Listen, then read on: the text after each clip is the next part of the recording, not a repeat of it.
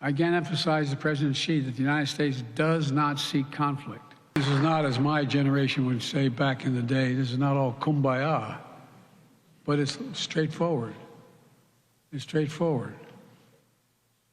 We have real differences with Beijing when it comes to maintaining a fair and level economic playing field and protecting your intellectual property. We're going to continue to address them with smart policies and strong diplomacy. In their meeting on Wednesday, Xi Jinping also reportedly told Biden that Taiwan was the biggest, most dangerous issue for U.S.-China relations. China then went on to say reunification is unstoppable. Joining me right now is the Gatestone Institute senior fellow, author of The Coming Collapse of China and China is Going to War, Gordon Chang, back with us. And Gordon, I've been thinking about you. I wanted to get your take on the meeting overall in general. There are some things we should zero in on in terms of what happened during this meeting between the two. But what is your overall 30,000 feet assessment? The most important problem with this meeting, Maria, is that we have sort of decided that we're going to talk to China and we're not going to impose those actions that are necessary to defend us. So, for instance, when it comes to fentanyl, the Communist Party is behind the fentanyl gangs, and yet we are not willing to go after the party for that. Instead, we have this working mechanism to talk. And by the way, we actually lifted a sanction on a Ministry of Public Security institute, the Institute on Forensic Science, in order to get cooperation on fentanyl. Again, we are doing something specific. The Chinese are giving us promises that they are not going to keep. And by the way, Xi Jinping in 2018 made this same promise on fentanyl, and obviously he violated that one as well. So why is the Biden administration doing this again, knowing this is the way China operates? So what do you think the answer is? I mean, the Wall Street Journal, by the way, wrote the same thing, that this is a non-deliverable, that Xi Jinping cannot stop the flow of fentanyl, and he's not going to do it. If he wanted to do it, he would have done it already. Instead, we're getting 100,000 Americans dead in the last year from this poisoning, another poisoning on top of the COVID-19 poisoning. Why is it that this president will not push Xi Jinping? I think because Biden believes that we can talk to China, that China is just like us, except that it's on the other side of the Pacific with a slightly different form of government.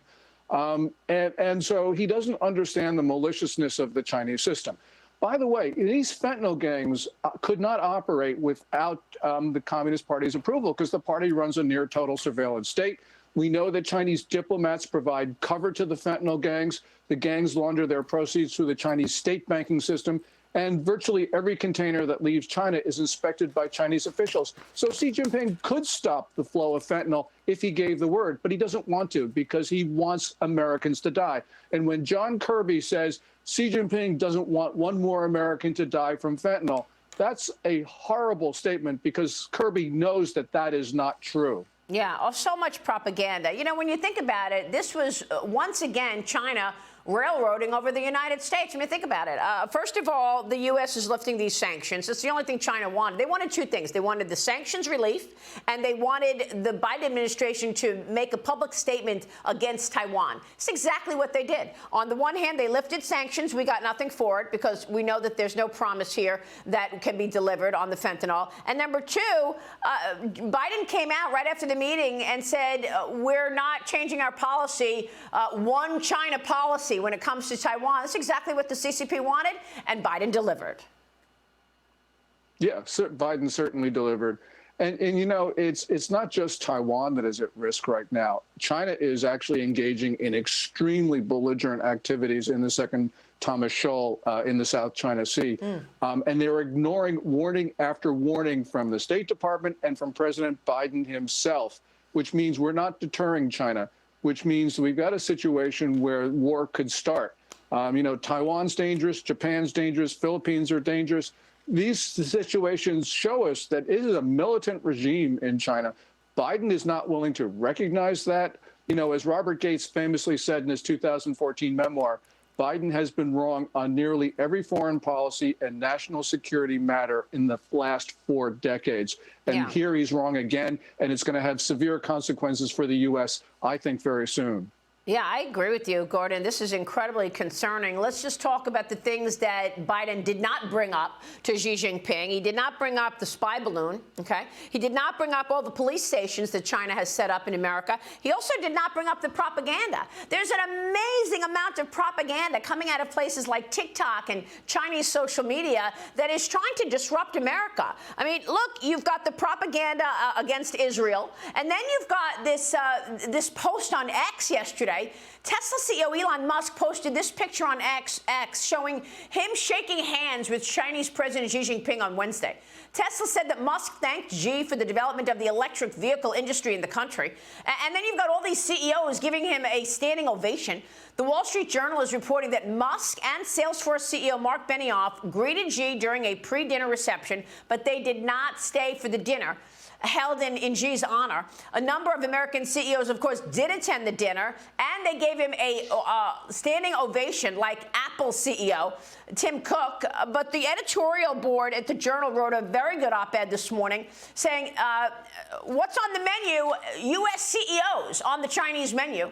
And they're talking about this ridiculous standing ovation, kissing the ring of Xi Jinping, the hollowness of Mr. Xi's remarks, underscoring how nobody can claim they attended to learn more about the opaque intentions of Xi.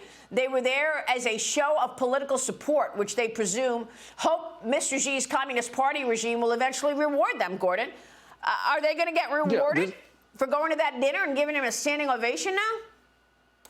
No, I don't think so, because when people, Xi Jinping is ruthlessly pragmatic, and when people show signs of friendship to the Chinese Communist Party, the party just says, okay, we're going to go on the attack because you think you're weak. And exactly, it's not only the CEOs, it's Joe Biden. If Joe Biden were actually able to stand up to China in a meaningful way, then I think we might move in a better direction with Beijing.